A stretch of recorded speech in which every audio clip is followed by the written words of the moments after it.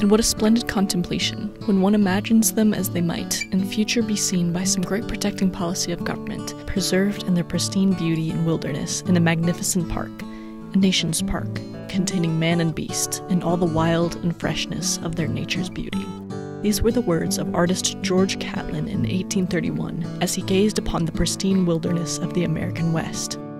Little did he know, his contemplations would lay the groundwork for a monumental shift in American history. Today, this sentiment is realized through our extensive national park system that protects over 52 million acres of land across the U.S. Once called the best idea America ever had, we are reminded of the enduring legacy of those who dared to dream of a world where man and nature could coexist in harmony. The first national park, Yellowstone, signed into law on March 1, 1872, was a turning point in United States history as the beginning of the future of land and environmental conservation. Drawing on the precedent of the Yosemite Act, Ulysses S. Grant signed the Yellowstone National Park Protection Act. Meant as a protective measure for the wildlife, plants, and geological features within, this park would be just the beginning of the current 63 national parks that make up what we know as the American wilderness. Step back in time to the mid-19th century, a period marked by westward expansion and the relentless pursuit of manifest destiny. With the Louisiana Purchase of 1803 opening up vast swaths of land to American settlers, the call of the frontier beckoned with economic opportunity. It was against this backdrop of exploration and conquest that the seeds of environmental conservation were sown. Later on, the annexation of Texas in 1845, the Oregon Treaty of 1846, and the Mexican Secession of 1848 acquired the rest of the contiguous United States as we know it and spurred a boom in the Western economy. The Western United States was exploited for its density in timber, coal, and other ore. As steam-powered sawmills of 1830 took hold and nationwide railroad construction began in 1815, resource extraction became economically simple and environmentally catastrophic. This migration peaked in the 1870s and had disastrous consequences among Native American populations. In the 1830s, smallpox spread by settlers killed half of the Pawnee population. The Mandan, Blackfeet, and Assiniboine were hit even harder, with only 1/10 of their people surviving the disease. The bison, once numbering in the millions and central to the livelihoods of indigenous peoples, faced near extinction as settlers hunted them to the brink in pursuit of profit and progress. As more settlers moved west, these massive harms to Native American lifestyles and livelihoods were pushed into the Rocky Mountains. An 1871 article from the New York Times captures the nation's sentiment around the Ferdinand V. Hayden exploration of Yellowstone.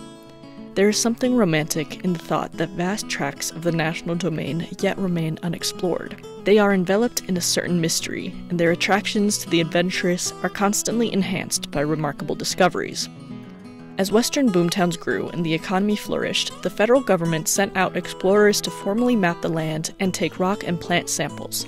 This project began in 1853 and was originally intended to plan transcontinental railway routes. Congress and the Union Pacific Railway proportioned $40,000 for the scientific trip. As Hayden and his team traversed the rugged terrain of Yellowstone, they encountered sights that defied the imagination. Their discoveries, captured in vivid detail through the lens of Civil War photographer William Henry Jackson and the brushstrokes of artist Thomas Moran, captivated the nation and galvanized support for the preservation of Yellowstone's natural treasures. When the team arrived in Washington, D.C. to present their findings to the president, Hayden strategically created a display for Congress, exhibiting the best of the paintings, photographs, and botanical samples in the Capitol Rotunda, under a painting of the signing of the Declaration of Independence. President Ulysses S. Grant signed the Yellowstone National Park Protection Act on March 1, 1872, which declared the park was hereby reserved and withdrawn from settlement, occupancy, or sale, and dedicated and set apart as a public park or pleasuring ground for the benefit and enjoyment of the people. Congress justified the protection of this vast territory through the future prospects of tourism. The growth of the Union Pacific Railway and the Northern Pacific Railway, along with the rising settler population, congressmen and nearby residents alike reasoned that tourism in Yellowstone would be comparable to that of the Alps and the Himalayas. In the years that followed, Yellowstone underwent a period of transformation and growth. Early visitors to Yellowstone faced challenging journeys to reach the park. Word of the park's geothermal wonders and diverse wildlife attracted many curious travelers, nearly 1,000 a year. Tourism to the park grew to around 5,000 annually after the summer of 1883, when the Northern Pacific Railroad Company extended its tracks to the northern entrance. Beyond arrival to the park, transportation within the park was incredibly challenging and expensive, making it accessible for only the wealthy. In the late 1880s, the U.S. Army was tasked with managing the park. Prior to that, poaching and destruction of geologic features was still common. They built roads, patrolled for poachers, and established orders over a large wild area. The presence of the military helped protect the park's resources during its formative years. As visitation increased, the need for infrastructure grew. Hotels and camps were established to accommodate tourists, and transportation within the park was improved. In 1886, the Yellowstone Park Transportation Company was established with help from the Northern Pacific Railway. Yet, amidst the growing crowds and burgeoning infrastructure, threats to Yellowstone's ecosystem persisted. Unregulated hunting and poaching took their toll on wildlife populations, leading to the passage of poaching laws. In actuality, these laws harmed the Shoshone, Crow, and Buffalo tribes within the park, restricting food sources and in turn pushing them off of park grounds. The legacy of Yellowstone extends far beyond its borders, inspiring a wave of conservation legislation in the years to come. The creation of the National Park Service in 1916 marked a new chapter in environmental stewardship, unifying parks under one system. Park governance and conservation efforts became more effective with the help from agencies, funding, and advocacy from the federal government.